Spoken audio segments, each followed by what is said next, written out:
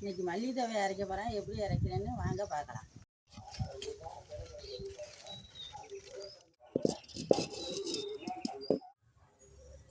மல்லி துவையலுக்கு காஞ்ச மிளகாய் வறுத்துக்கிறேன்.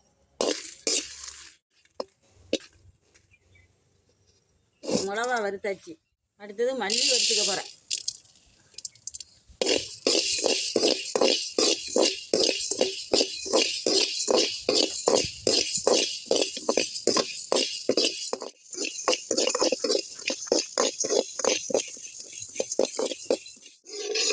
இந்த மாதிரி பொண்ணு உருவலாக வறுத்துக்கணும்.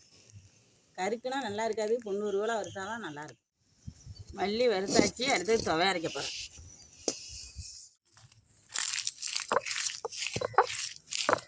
புளி வச்சுக்கலாம்.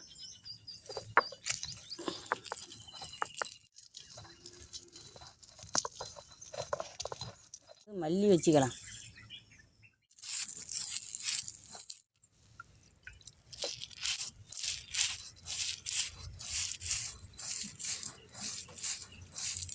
பூண்டு வச்சுக்கலாம்.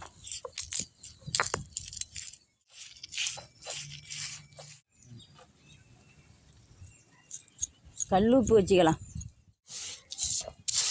இந்த துவையெல்லாம் அம்மியில் அரைச்சாதான் நல்லாயிருக்கும். இந்த மாதிரி மல்லி துவையை அரைச்சி சாப்பிட்டு பாருங்கள், டேஸ்ட்டாக இருக்கும். இந்த வீடியோ பிடிச்சிருந்ததுன்னா லைக் பண்ணுங்கள், கமெண்ட் பண்ணுங்கள்.